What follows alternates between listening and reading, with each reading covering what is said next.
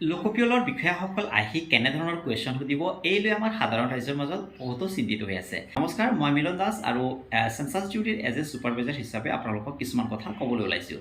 অৰ্থাৎ আপোনালোকে চিন্তিত হ'বলৈ একো নাই। অৰ্থাৎ আপোনালোকৰ ঘৰতে যেতিয়াই লোকপিয়ল বিষয়াজন যাব, তেতিয়া আপোনালোকৰ ঘৰতে গৈ নিজেই কিছুমান প্ৰশ্নৰ উত্তৰ পাই যাব।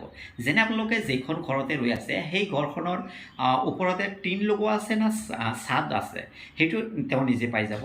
নেক্সট হৈছে আপোনালোকৰ যি ঘৰখনত ৰৈ আছে, সেই ঘৰখনৰ বেৰটো কিহেৰে বনোৱা। নেক্সট আপোনালোকৰ ঘৰৰ তলৰ ফ্ল'ৰটো কিহেৰে বনোৱা।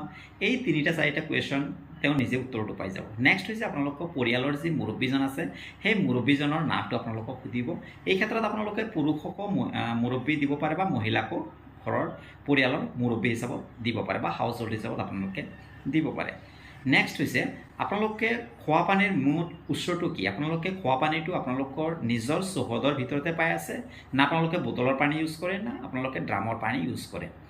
নেক্সট হৈছে আপোনালোকৰ শৌচালয়খন আপোনালোকে ক'ত আছে, অৰ্থাৎ আপোনালোকে ৰাজহুৱাকৈ বনাই ইউজ কৰি আছে না আপোনালোকৰ নিজৰ চৌহদতে আপোনালোকৰ পাৰ্চনেল শৌচালয়খন আছে।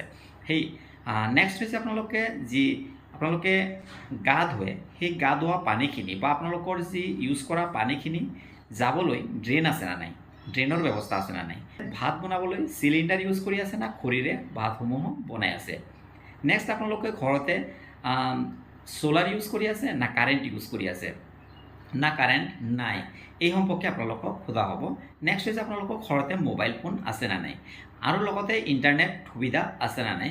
আপোনালোকৰ ঘৰতে চাইকেল আছে না নাই, বাইক আছে না নাই, 4চকীয়া বাহন আছে না নাই। এই সাধাৰণ প্ৰশ্নসমূহ আপোনালোকক সোধা হ'ব। লগতে আপোনালোকে শেষত গৈ আপোনালোকৰ নিজৰ এটা ভেলিড মোবাইল নাম্বাৰ বিচাৰিব, যি মোবাইল নাম্বাৰটো আপোনালোকৰ এই লোকপিয়লৰ কাৰণেহে মাত্ৰ ইউজ কৰা হ'ব আৰু সম্পূৰ্ণ গোপনীয়তা অৱলম্বন কৰা হ'ব। তো ইমানখিনি আছিলে আৰু এই সৰু কথাখিনিহে আপোনালোকক সোধা হ'ব। আপোনালোকে ইমান আতংকিত হ'বলৈ নালাগে।